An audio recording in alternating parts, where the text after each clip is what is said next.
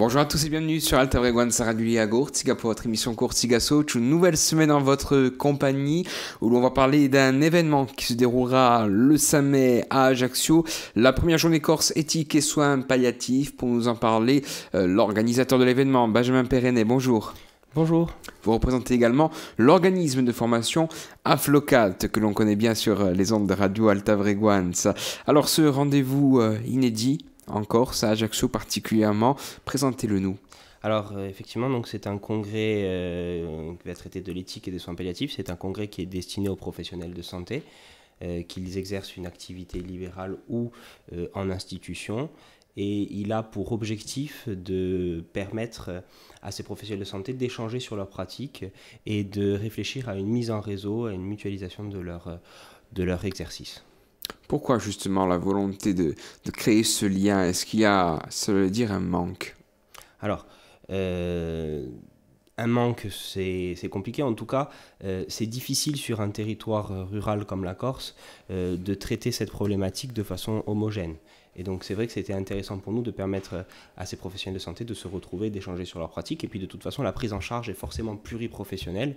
Et donc c'était pour nous important de créer un espace d'échange autour de cette thématique. Soins palliatifs, peut-être quelque chose que l'on pourrait qualifier peut-être, on dit bien peut-être, de tabou parce que il y a une problématique inhérente à certaines choses qui fait qu'on a du mal à en parler. Ce sont des sujets difficiles. Vous voulez finalement casser un peu les codes peut-être? Sans avoir la prétention de casser les codes, en tout cas, le soin palliatif, c'est surtout l'accompagnement de la vie et pas tant de la mort, c'est l'accompagnement de la vie jusqu'à la fin. D'accord, c'est aussi finalement cette image un peu négative que l'on va essayer de redorer donc. Alors, l'image négative, l'image de la mort par définition, oui, est assez anxiogène et c'est justement sans tabou qu'on va essayer d'expliquer que eh bien, c'est pas parce qu'il y a un diagnostic et un pronostic vital engagé que tout s'arrête et qu'il n'y a plus de prise en charge. C'est pas parce qu'on ne peut plus faire vraiment de curatif qu'il n'y a plus de prise en charge, mais mes petits collègues vous en parleront mieux que moi puisque c'est eux les spécialistes de la thématique. Mais effectivement, l'idée, c'est vraiment de montrer que ce n'est pas parce qu'il n'y a plus de curatif possible qu'il n'y a plus d'accompagnement. Le prendre soin va au-delà du curatif. Quelle est la situation en Corse concernant les soins palliatifs? Écoutez, elle est assez hétérogène en fonction des territoires, puisque vous avez différents acteurs qui interviennent sur les soins palliatifs, que ce soit les hôpitaux, les libéraux, les professionnels... les professionnels qui exercent dans une HAD, donc assez hétérogène, et justement cette journée sera un petit peu aussi l'occasion de faire l'état des lieux de cette pratique sur la Corse. Alors vous le disiez, et donc tout au long de cette semaine aussi sur nos ondes, différents professionnels vont intervenir. Qui sont ces professionnels? Alors sur cette thématique, nous avons 8 intervenants. Des intervenants qui sont issus du territoire, qui exercent leur activité sur le territoire, et 2 invités de marque que sont le professeur Morel, qui est l'ancien président de la SFAP et de l'Observatoire national de la fin de vie, et le docteur Lapiana, qui est le directeur et fondateur de la Maison de Gardanne, donc la Maison de Gardanne qui est un institut référent en termes de soins palliatifs sur le territoire national. Après, des intervenants du territoire comme le docteur Nicolas, le docteur Briez, le docteur Siméogne, le docteur Morin, Madame Mouivois, également Madame Marcelli et d'autres que j'ai certainement oublié de nommer, je m'en excuse. Il est important de faire un événement de ce type, de cette ampleur à Ajaccio? Alors ça nous semble à nous important. Si on l'a intitulé Première journée corse éthique et soins palliatifs, c'est parce qu'on a l'intention d'en organiser d'autres dans les années qui viennent. Ça nous semble important parce qu'aujourd'hui, il n'y a pas de grand congrès médical sur le territoire et ça nous semblait important de créer ce type d'événement une fois par an. D'accord, donc c'est peut-être même une expérience que vous renouvelleriez sur d'autres thèmes liés à la santé peut-être? Tout à fait. En tout cas, c'est ce qu'on espère faire. On a vu notamment qu'il y avait, il n'y a pas longtemps, sur la région ajaccienne, Porticcio, un congrès des donneurs de sang bénévoles, etc. C'est vrai que c'est quelque chose qui devrait tendre à se développer et ça serait pas plus mal. Bien sûr, et puis c'est une action qui est donc une action de formation de DPC, donc qui valide l'obligation de formation des professionnels de santé. Donc c'est vrai que l'idée de mettre en place ce type de grand projet de formation pour les professionnels de santé, c'est quelque chose qui nous tient à cœur, puisqu'on est un organisme de formation qui exerce auprès des professionnels de santé depuis maintenant 7 ans. Donc c'est tout naturellement qu'on s'est orienté vers ce type de congrès. Vous parlez des particularismes de la Corse. Quels sont-ils finalement, au-delà peut-être d'une région assez rurale, de l'éloignement de certains centres urbains et donc des centres, on va dire, d'action médicale, les spécificités en elles-mêmes? Est-ce que c'est aussi des spécificités culturelles, notamment reliées aux soins palliatifs? Alors oui, bien sûr. Sur la prise en charge à proprement parler, on est effectivement sur un territoire qui, vous l'avez bien dit, a une mixité de répartition sur le territoire qui est assez importante, puisqu'on a des grands centres urbains et effectivement la majorité du territoire qui est rural. On a aussi une habitude de garder nos personnes en fin de vie plutôt au domicile, et donc c'est vrai que d'un point de vue culturel, il y a des petites nuances, des petites différences. C'est très difficile pour les aidants de garder des personnes en fin de vie au domicile. C'est très compliqué d'un point de vue social d'abandonner ces personnes-là, enfin de les abandonner, du moins d'accepter que c'est difficile maintenant de les maintenir. Et c'est justement tout ce travail-là qui va être important de traiter lors de ce congrès. C'est quelque chose de compliqué aussi peut-être d'un point de vue financier, les soins palliatifs. On sait que par exemple il y a quelques années, notamment sur Ajaccio, on voyait souvent des soirées au profit des soins palliatifs, notamment de groupes musicaux pour apporter leur aide. Est-ce que ça veut dire qu'il y a une situation financière aussi qui est particulière? C'est toujours le cas. C'est toujours le cas puisque l'une des associations qui est co-organisatrice de cet événement, c'est l'association Astrada 8, qui est l'association des professionnels de santé du soin palliatif de l'hôpital d'Ajaccio, de l'équipe mobile et du pôle soins palliatifs de l'hôpital d'Ajaccio. C'est compliqué parce que par définition, le soin palliatif, ça va au-delà du soin. C'est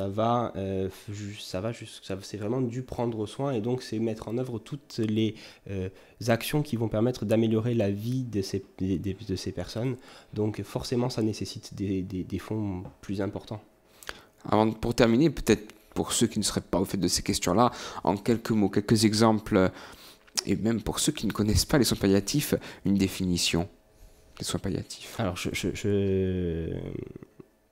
vais citer le docteur Nicolas qui va me suivre dans cette émission.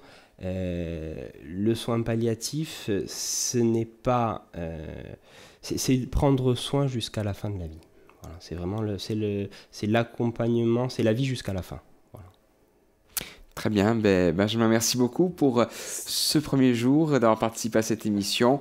Tout au long de la semaine, nous retrouverons différents intervenants à ce micro pour parler de cette première journée corse éthique et soins palliatifs. Ce sera le samedi du côté du Palais des Congrès d'Ajaccio. Allez, à merci, Michael. Bonjour et bienvenue, bonjour à vous toutes et à vous tous. On se retrouve en ce mardi matin pour vous parler de plusieurs associations qui sont autour de la table et pour vous parler surtout d'un événement, la première journée Corse éthique et soins palliatifs qui se déroulera le 5 mai prochain au Palais des Congrès.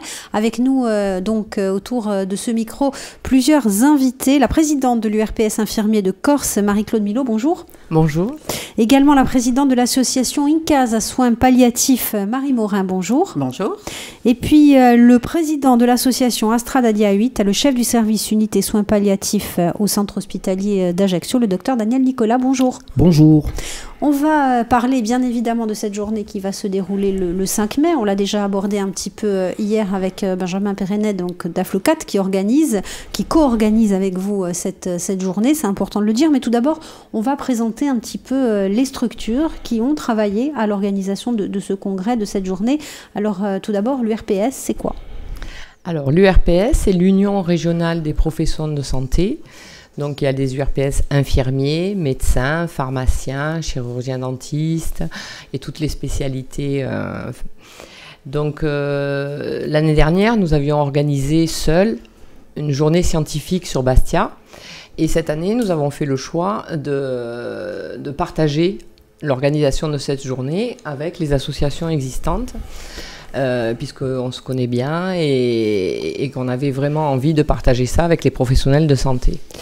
Le but des unions régionales des professionnels de santé, c'est de créer du lien entre les différentes professions, d'axer sur l'information, tout le côté apprentissage, les formations et tout ce qui se passe au niveau de la région en santé. Donc on est souvent obligé d'intervenir au niveau de l'ARS pour avoir notre mot à dire par rapport à tout ce qui se fait en santé en région. C'est vrai que souvent entre les professionnels de santé, on va dire, et les institutions, et notamment l'ARS, il y a souvent un dialogue qui a du mal à s'établir. Non, pas du mal à s'établir, mais il faut qu'on arrive à prendre notre place, qu'on soit reconnu pour l'importance du travail que l'on fait à domicile. Et donc, c'est un travail de tous les instants pour être représentatif vis-à-vis des instances et vu que ce sont eux les payeurs des actions possibles, c'est vrai que c'est un appui qui est important. Marie Morin, l'association INCAS à soins palliatifs, pourquoi est-ce qu'elle a été créée? Quel est son but? Elle a été créée suite à un travail qui a été fait dans le cadre d'un DU qui a montré l'isolement et la souffrance des soignants du domicile. Donc l'idée, c'était de se fédérer, de se rencontrer autour soit de thèmes, soit pour parler de la culture palliative, pour travailler éventuellement en compagnonnage. Donc tout ça en lien bien sûr avec l'équipe de l'unité de soins palliatifs du docteur Nicolas. Et aussi pour communiquer au niveau du public sur le cadre législatif, donc la nouvelle loi Leonetti et les directives anticipées. Voilà, donc ça réunit une 50aine de professionnels libéraux dans la région du Grand Ajaccio. On a déjà réalisé plusieurs, donc ce qu'on appelle des cafés pallia, qui permet de parler soit de cas particuliers, de partager. Les 2 rencontres avec le public. Et on a organisé aussi des stages dans l'USP pour les libéraux. Et voilà. Docteur Nicolas, donc vous êtes le chef de service unité soins palliatifs au centre hospitalier d'Ajaccio, le président également de cette association Astrada Dia 8. On sait, vous êtes beaucoup impliqué notamment dans tout ce qui était hospitalisation à domicile, précurseur même dans ce domaine, on va dire. Aujourd'hui, cette association, elle est nécessaire par rapport donc à votre métier de praticien? Alors, si vous voulez, notre association Astrada Dia 8 est une association support de notre unité de soins palliatifs et elle est destinée principalement à améliorer les conditions d'hospitalisation et les conditions d'accueil des personnes qui sont dans notre unité. Nous connaissons tous les difficultés financières de notre établissement hospitalier et donc nous essayons avec cette association d'offrir aux personnes qui sont accueillies une qualité de prestations, d'équipements qu'ils ne pourraient pas avoir dans une autre unité. Elle permet également de former nos soignants, soit par l'intermédiaire de diplômes universitaires, soit de stages que nous pouvons également financer pour leur permettre d'aller sur le continent. Après, notre unité de soins palliatifs est une unité ouverte, bien entendu, sur le monde extérieur. Et ce n'est pas du tout un lieu de mort. Et vous le verrez au cours de nos entretiens et pendant toute la durée du congrès, c'est un lieu de vie. Et c'est un lieu de projet. Nous travaillons bien entendu avec les libéraux, infirmiers, médecins, pharmaciens, également aussi avec une HAD, une hospitalisation à domicile, de manière à permettre aux personnes qui le désirent, et dans une réflexion extrêmement complexe de sécurisation du domicile, de leur permettre de rentrer dans leur maison, dans leur village, pour y finir paisiblement leur vie. Et tout ça grâce au maillage créé depuis de nombreuses années, comme vous l'avez dit, par toutes nos relations professionnelles avec les différents intervenants. Alors avant de se retrouver demain pour parler plus en avant du congrès, on a entendu beaucoup ce mot créer du lien, c'est important, c'est le fondement même aussi de cette réunion, de cette journée. Tout à fait. Si on ne se retrouve pas, on ne sait pas qui fait quoi, et c'est le moment pour partager nos difficultés et aussi les solutions que l'on peut apporter pour que le retour à domicile se passe le mieux possible et que les gens se sentent le plus encadrés, en sécurité.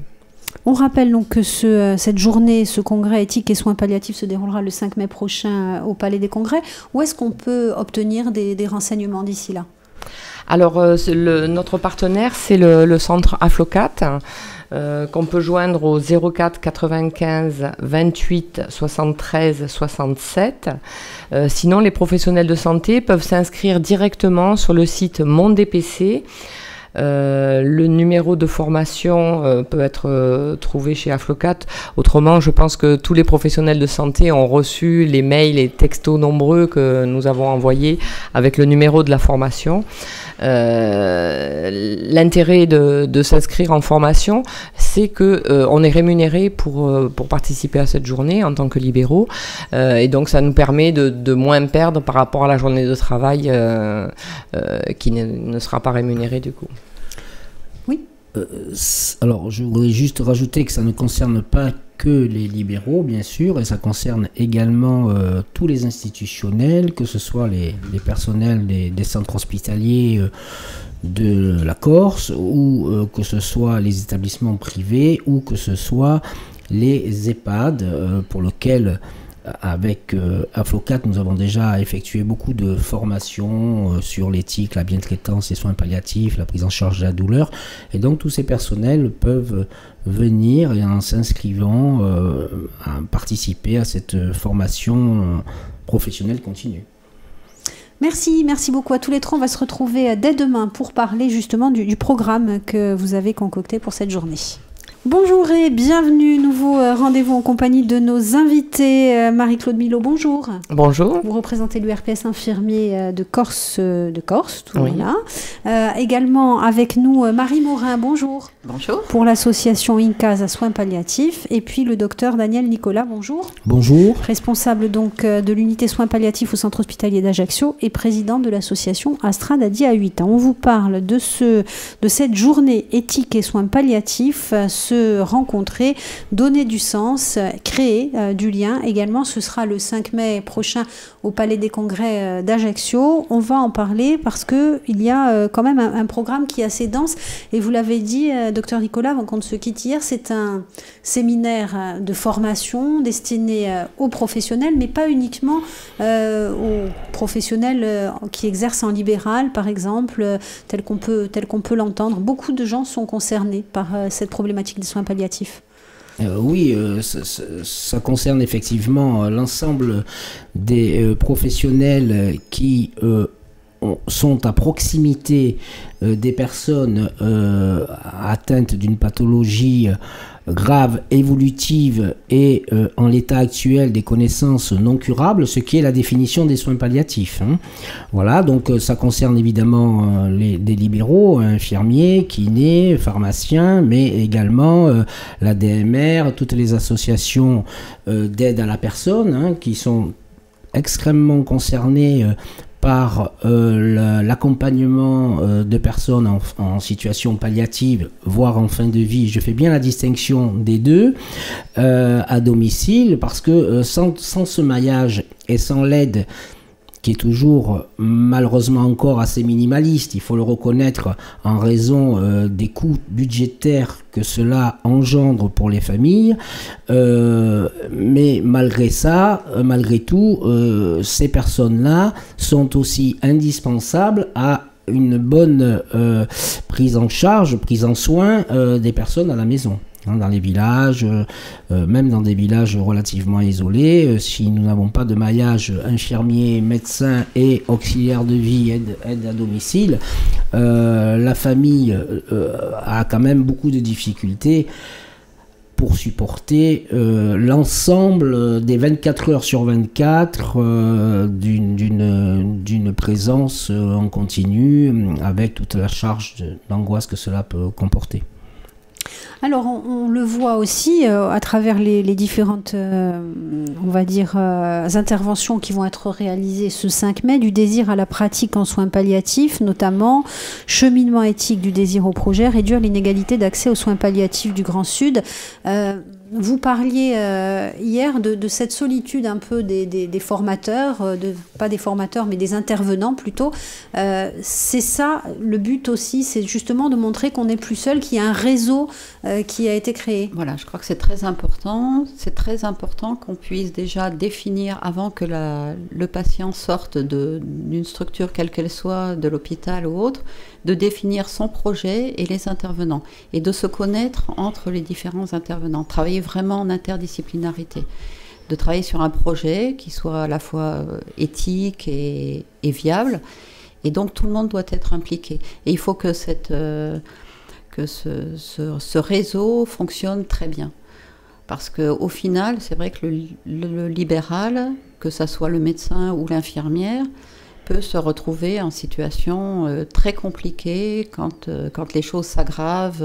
C'est souvent la nuit, c'est souvent le week-end.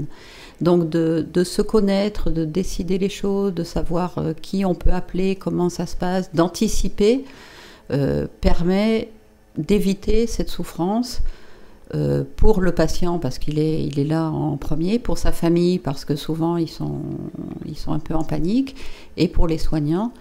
Donc définir tout ça à l'avance, d'anticiper tout ça, c'est vraiment ce qui permet de réussir cette fin de vie sereine, dont a parlé Daniel tout à l'heure, au domicile.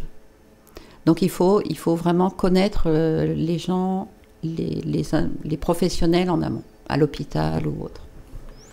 Alors quand on dit formation, ça veut dire qu'au sortir de cette journée, les professionnels qui seront venus vous voir donc arriveront avec un maillage, un tissu, mais qu'est-ce qu'ils auront appris ? Ils auront appris que le parcours du patient peut être multiple et surtout qu'ils peuvent avoir un appui de l'ensemble des professionnels. De nos jours, le téléphone portable est une invention absolument fabuleuse, parce que quand nous avons un souci avec notre patient, de savoir que l'on va pouvoir joindre un médecin, puisque nous sommes infirmiers, nous avons des connaissances, mais nous avons besoin des autres professionnels pour pouvoir avancer sur cette prise en charge, de savoir qu'on va pouvoir joindre quelqu'un, c'est très important, de savoir que le pharmacien va pouvoir anticiper ses commandes et avoir le matériel qui nous sera nécessaire. Tout ça est vraiment primordial. Donc ils vont apprendre non seulement qui contacter et comment ça se passe, comment on peut avoir le meilleur parcours possible, et aussi il va y avoir des interventions par des infirmiers qui ont fait des DU, qui vont leur raconter comment ils ont évolué dans leur profession de façon légèrement différente. Bon, vous avez par exemple Marie-Do Mouillevoix qui va parler de l'utilisation et la surveillance des opioïdes à domicile. Vous avez Clarisse Gou qui va intervenir sur les plaies, parce que les plaies en fin de vie, on ne va pas les traiter de la même façon que quelqu'un qui va pouvoir guérir de sa plaie. Donc tout ça, ça ouvre l'esprit, et les formations servent à ça, à la fois créer du lien et puis apprendre à se recréer et à améliorer ses pratiques. Alors, par exemple, sur cette intervention sur l'utilisation et la surveillance des opioïdes à domicile, un infirmier ou un médecin, comment ça se passe? C'est une coordination? Il y a des degrés de graduation? Est-ce que on le sait pas a priori? En fait, c'est assez complexe la prescription des morphiniques. D'abord parce qu'au niveau de la population et des personnes malades, la morphine a une connotation assez négative. C'est souvent pensé comme le médicament de la fin de vie, alors que c'est totalement erroné. C'est assez complexe parce qu'on explique à la personne que si elle a mal, elle prend son comprimé matin et soir, mais que si elle a mal, elle prend le comprimé matin et soir, mais si elle a à nouveau mal dans la journée, elle peut prendre une dose de secours, et que si cette dose de secours n'est pas suffisante, elle peut en prendre une deuxième 1 heure après ou 3/4 d'heure après. Et bien en général, quand on a dit ça, à la sortie du cabinet ou à la sortie de la consultation, la personne a déjà un peu oublié ce qu'on a dit parce qu'il y a toute la charge de stress. Donc c'est repris par les équipes, c'est repris par les infirmiers qui sont formés, et donc l'intervention de Madame Mouillevoix, c'est repréciser les effets indésirables, rediscuter de ces préjugés concernant la morphine et les morphiniques, de toutes ces représentations négatives, et de manière à apaiser aussi bien les soignants, les pharmaciens et voire les médecins qui sont parfois frileux avec les morphiniques. Voilà, donc tout ça, ça fait partie d'une éducation thérapeutique qu'on refait aussi également avec les personnes atteintes, puisque ce sont elles qui sont le mieux placées pour savoir à quel moment elles vont avoir besoin de prendre un médicament.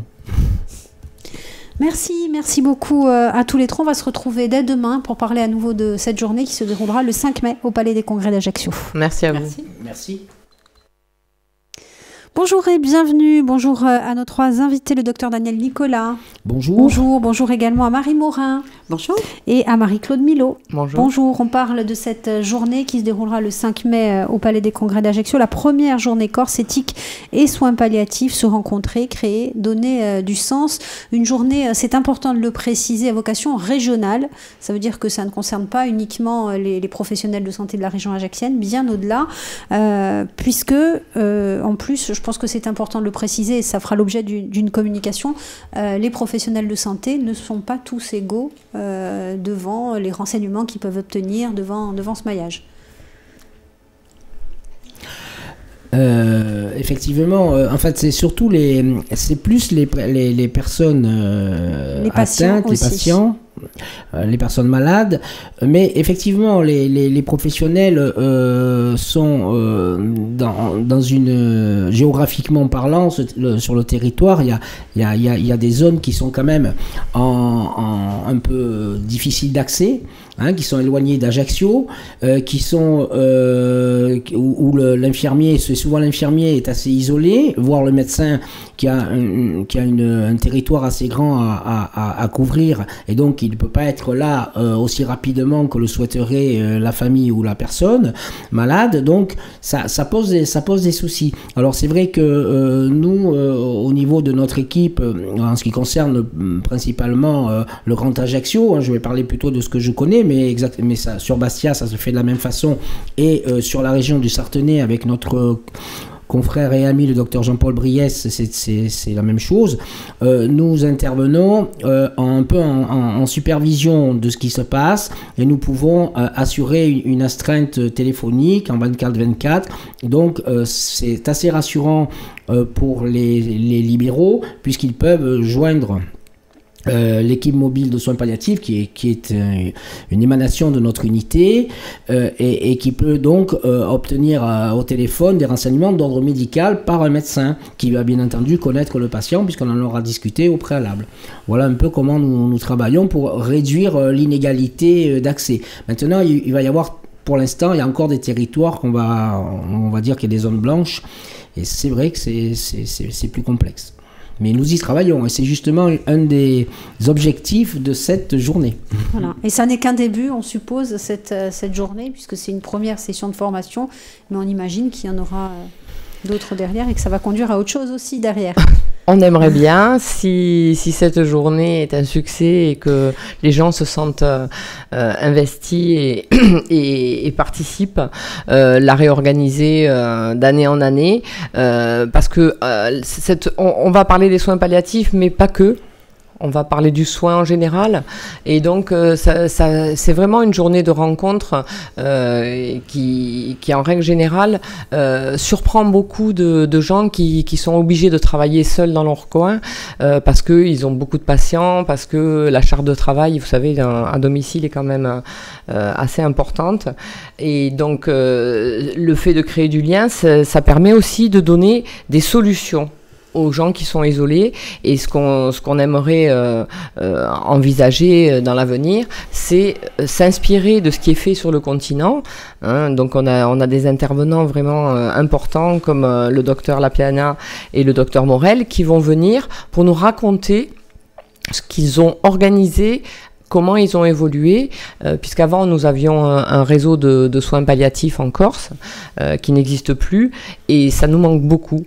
Parce qu'il y avait toute une organisation derrière qui était un facilitateur pour les professionnels de santé, pour la prise en charge, tout le côté logistique. Alors nous avons des partenaires comme Corse Santé Service ou les différents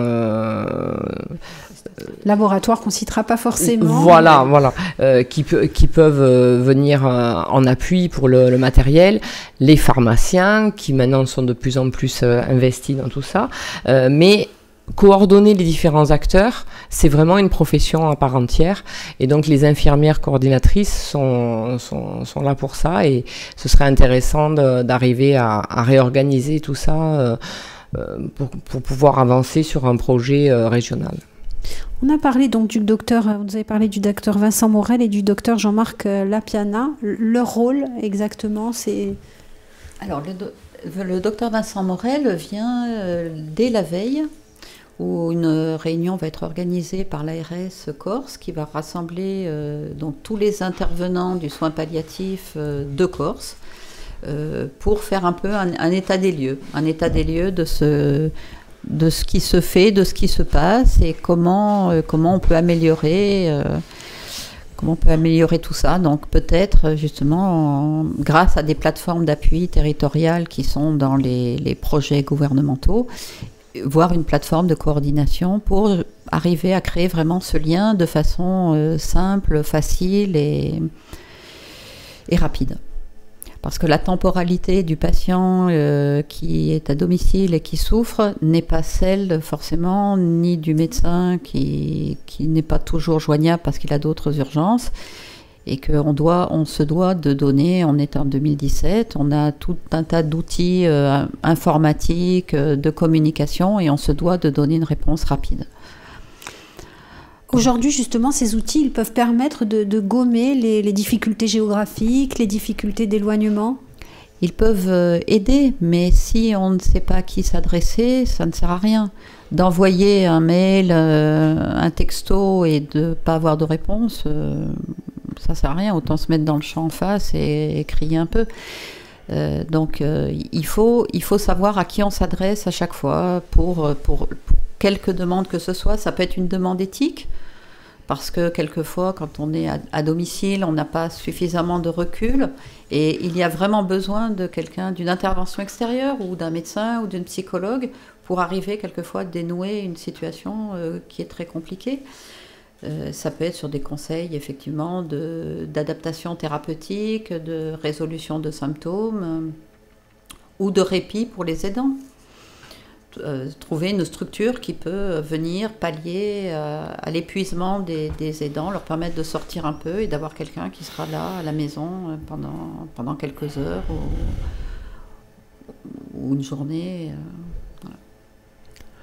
Donc ça, c'est pour le docteur Morel. Le docteur Lapiana, il a à peu près la même mission? Alors le docteur Jean-Marc Lapiana est un médecin qui a permis, dans les années 80, dans la région à Gardanne, à côté de Marseille, d'accueillir les patients qui étaient atteints du VIH. Il leur a offert un espace, un lieu de vie. avec beaucoup, je dirais le mot acharnement pour y arriver, et d'obstination, qui était là tout à fait raisonnable, pour arriver à créer, et là c'est une vraie création, et ça a donné énormément de sens, et puis c'était une véritable rencontre entre des personnes, il faut se resituer dans les années 80-90, où le VIH, le sida, était considéré comme une maladie absolument terrible, voire honteuse, voire extrêmement contaminante, à tort bien sûr, et donc il a contre vents et marées pu créer cette maison. Il est actuellement à la maison de Gardanne 2, donc il a plutôt actuellement des personnes en situation palliative, puisque fort heureusement pour les personnes actuellement atteintes du VIH, les traitements de trithérapie ont une bonne efficacité.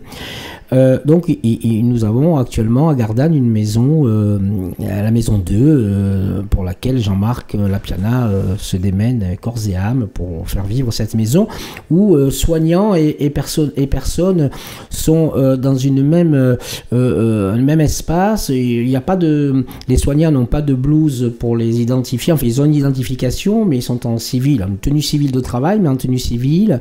Ils mangent avec le personnel mange avec les personnes.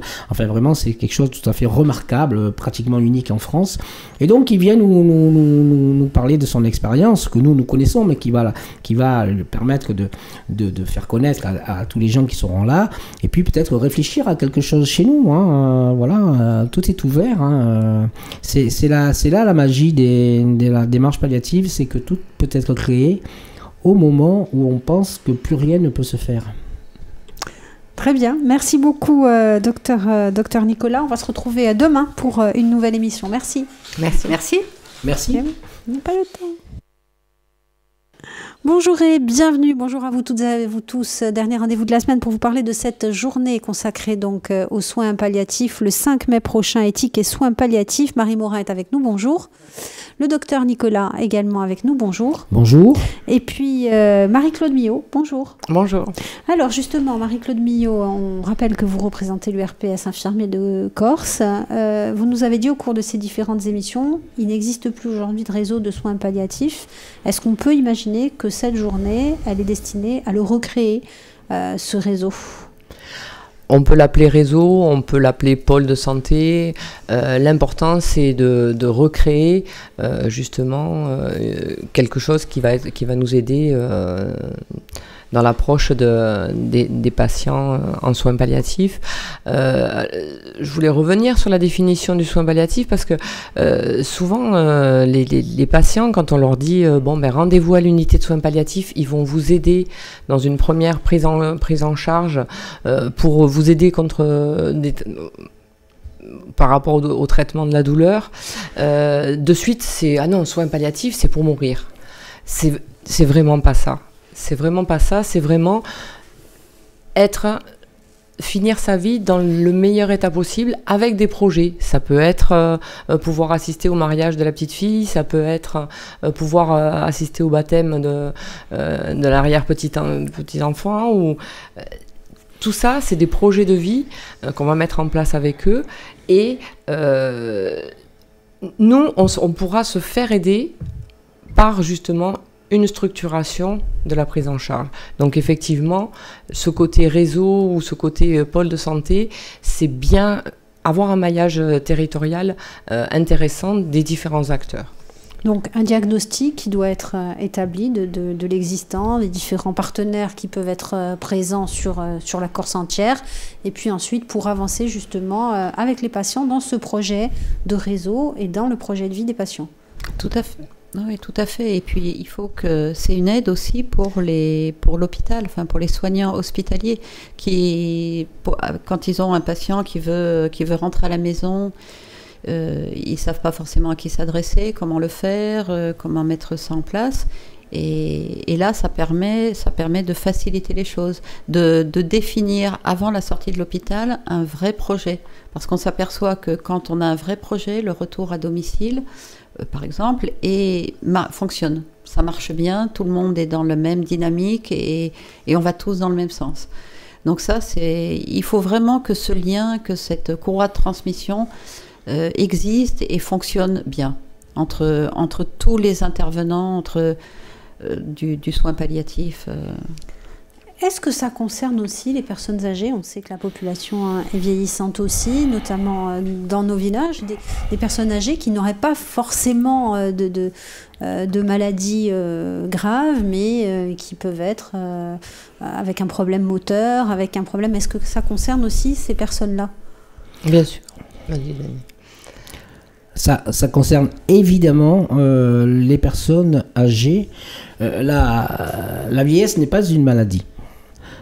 Mais par contre, il peut y avoir des pathologies, plusieurs types de pathologies, des pathologies intercurrentes qui vont entraîner un état de vulnérabilité de plus en plus important. Et donc, il se pose pour les personnes âgées de très grandes questions éthiques. Puisque, évidemment, la médecine, elle a des pouvoirs, je dirais pas illimités, mais extrêmement importants. On peut faire beaucoup de choses techniquement.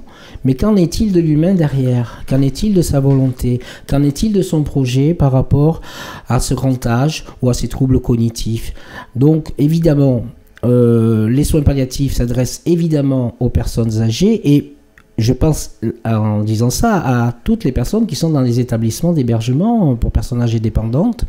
N'oublions pas que ces personnes âgées ont, comme celles qui sont à leur maison, le droit d'accès à des soins palliatifs et un droit d'accès à une consultation douleur également. Donc, c'est extrêmement important que sur l'ensemble du territoire, ces personnes âgées, et ça c'est une vraie réflexion politique. Alors, nous sommes en pleine période électorale, j'espère que nous aurons des pistes intéressantes là-dessus.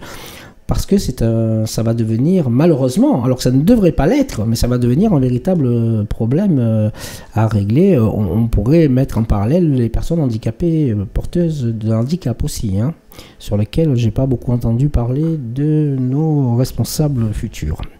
Voilà. Vous souhaitiez ajouter quelque chose? Non, c'était pour donner la parole à Daniel, qui a bien repris l'organisation. Et c'est vrai que l'intérêt de ces journées aussi, c'est vraiment que les différents soignants, que ce soit les psychologues, les kinés, les aides-soignants et les auxiliaires, se sentent impliqués et comprennent qu'on ne peut pas travailler seul. On ne peut pas apprendre seul, c'est pas parce qu'il y a les infirmiers qui vont venir matin et soir qui vont pouvoir intervenir en permanence au domicile. Donc on a besoin des aides de chacun pour que la prise en charge soit vraiment efficiente. On va terminer, docteur Nicolas, sur votre intervention. Alors, d'être ton regard m'a permis ou La Belle et la Bête. Un titre quand même évocateur, mais qu'est-ce qu'il y a derrière? Un conte philosophique et éthique vu du regard de la personne malade. Et cette personne malade, elle va nous parler de son ressenti, de ses peurs, de sa honte. J'ai honte de vous montrer ma plaie.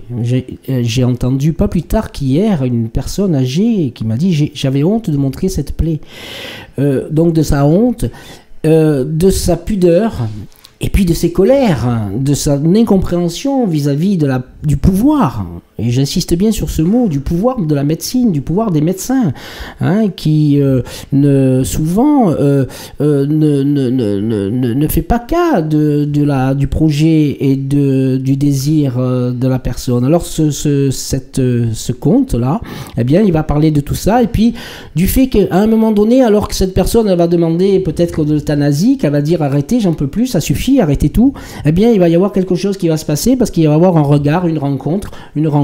Cette rencontre va permettre de créer quelque chose, d'imaginer l'inimaginable, l'impensable et de permettre un projet, alors que, comme je l'ai dit à la fin de mon texte, tous avaient, pensant déjà connaître le déroulement et l'issue, avaient déjà fermé le livre et l'avaient rangé. Voilà, on peut encore ouvrir et écrire quelques pages. Quelques pages. Juste, oui. Non, juste pour signaler que dans cette journée, on a parlé beaucoup de soins palliatifs au cours de ces jours derniers, mais c'est très important de signaler qu'on parle aussi beaucoup d'éthique et que l'éthique est vraiment au centre du soin.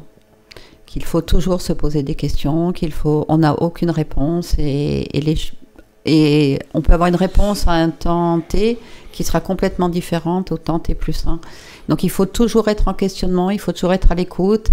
Et donc, voilà, l'éthique est très, très importante dans ce que nous faisons tous les jours. Et est-ce que ça permettra aussi peut-être d'arbitrer, on ne va pas dire des conflits, le mot est peut-être un peu fort, mais entre les patients et leurs familles aussi? Souvent c'est compliqué à gérer. Est-ce que durant cette journée, on va apprendre à gérer ça aussi?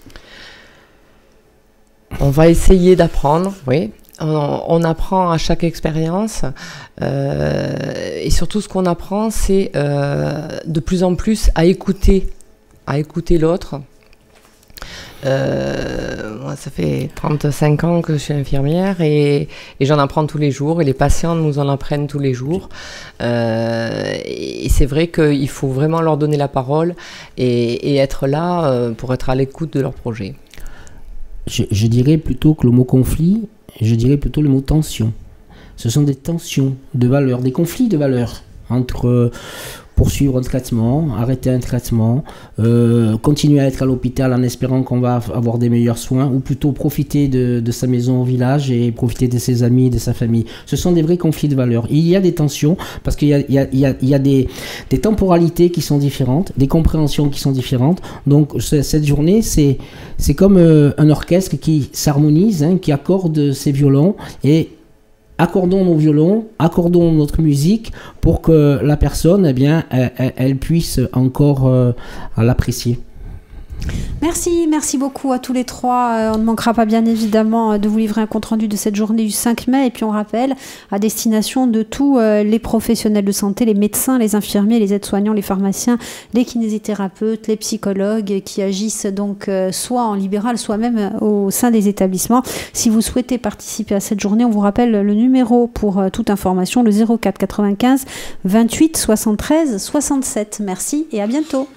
Merci Merci beaucoup. Merci.